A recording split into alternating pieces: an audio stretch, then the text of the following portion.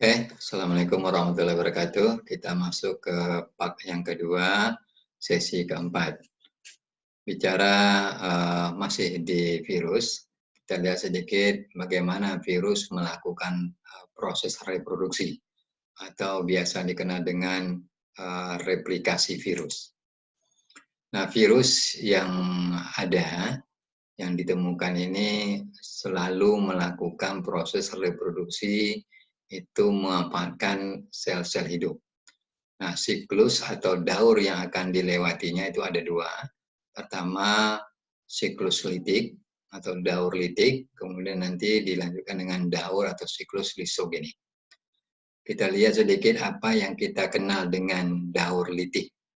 Daur litik tidak lain adalah siklus reproduksi atau replikasi dari genom virus yang nantinya akan menyebabkan kematian pada sel inang di mana tempat virus itu hidup. Jadi itu yang konsep dasar dari siklus yang terjadi kalau kita lihat dari siklus litiknya. Itu siklus proses reproduksi atau replikasi perbanyakan diri dari genom virus yang nantinya dapat menyebabkan kematian pada sel inang di mana virus itu hidup. Nah, ini secara umum ada dua tadi, ada daur litik, ada daur lisogenik. Daur litik nanti dilalui dengan tahapan-tahapan tertentu, ada sekitar 6 tahapan. Kemudian ada daur lisogenik. Nah, bedanya tadi daur litik akan dilalui yang mengakibatkan sel-sel inangnya akan mati. Tetapi pada daur lisogenik itu tidak menyebabkan sel inangnya akan mati, tetapi terjadi penyisipan saja dari sel-sel virus ke dalam sel-sel inang. Kita lihat di daur litiknya ada 5 tahapan yang harus dilalui di dalam proses reproduksi dari virus itu. Pertama, tahap adsorpsi. Yang kedua, nanti dilanjutkan dengan tahap penetrasi. Penetrasi artinya bagaimana virus itu menembus dalam sel inang. Yang ketiga, baru dilanjutkan dengan tahapan sintesis, pembentukan atau replikasi dari ADN atau DNA ataupun RNA. Yang keempat, baru masuk tahapan perakitan. Yang kelima, baru tahapan lisis ataupun litik. Sampai 5 proses litik siklusnya berakhir ya.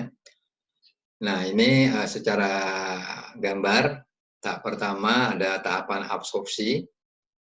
Itu surat ekor, nantinya seluruh ekor memberi ikatan dengan reseptor, yang lainnya ya, kita lihat satu persatu. Apa yang terjadi di tahap absorpsi? Tahap absorpsi yaitu tahap di mana bagian ujung ekor virus nantinya atau reseptor itu menempel pada dinding sel inang. Jadi untuk proses penempelannya, ujung ekor virus atau reseptornya menempel pada dinding sel inang. Penempelan ini hanya terjadi pada virus-virus yang tertentu ataupun khas. Nah, setelah menempel, nanti virus akan mengeluarkan enzim. Ini yang kenal dengan enzim lisozim untuk melubangi dinding-dinding sel inang. Jadi enzim ini yang nantinya membantu melunakkan dinding sel inang, kemudian berlubang. Nah, inilah cara dari sel-sel virus itu, cara dari virus untuk masuk ke dalam sel-sel inang.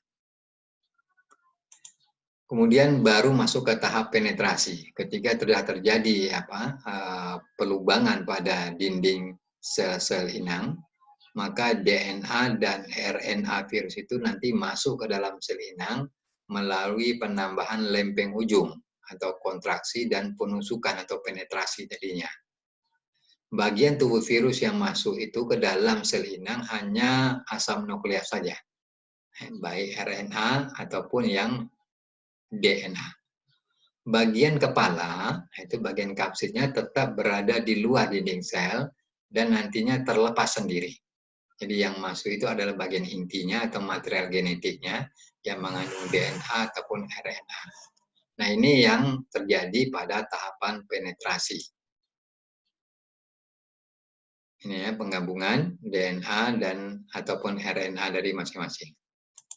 Kemudian masuk ke tahapan yang ketiga, yang disebut dengan tahapan sintesis atau replikasi.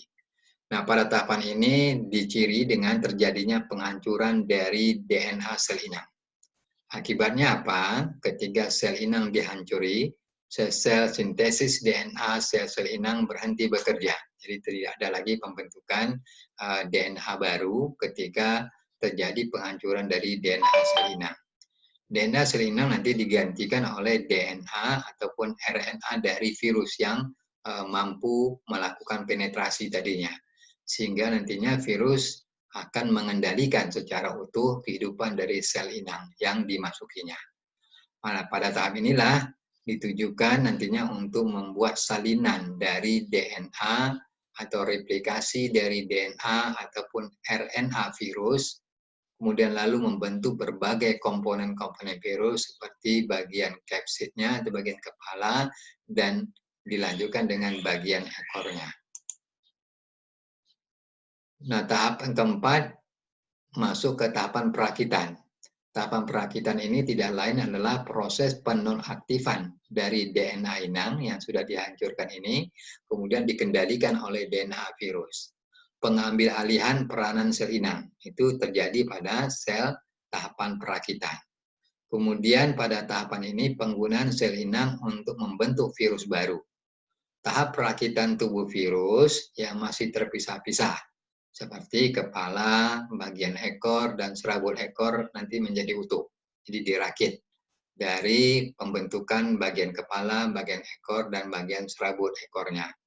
Kapsid yang utuh juga diisi nantinya dengan DNA atau RNA, sehingga proses replikasi atau proses reproduksi itu berhasil menghasilkan virus-virus baru. Pada fase ini biasanya mencapai atau menghasilkan 100 sampai 200 buah virus pada tahap perakitan. Masuk tahapan terakhir yang kita kenal dengan tahap lisis atau litik.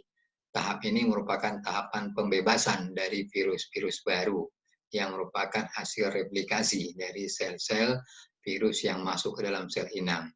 Penyuntikan enzim lizozim itu akan membuat pintu keluar lagi. Jadi enzimnya dikeluarkan lagi sehingga dinding sel inang tadinya bisa berlubang lagi sehingga ratusan virus yang sudah matang itu bisa keluar melewati membran sel.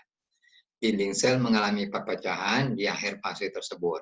Dengan pecahnya dinding sel ini, maka diikuti oleh pelepasan virus-virus baru yang siap melakukan replikasi untuk fase berikutnya. Nah, replikasi ini tentu harus membutuhkan sel-sel inang yang baru. Baru dia bisa melakukan proses reproduksi lagi. Nah, ini yang terjadi tahapan atau 5 tahapan yang berlangsung pada sebuah siklus yang kita sebut dengan siklus litik. Saya rasa demikian untuk part yang kedua.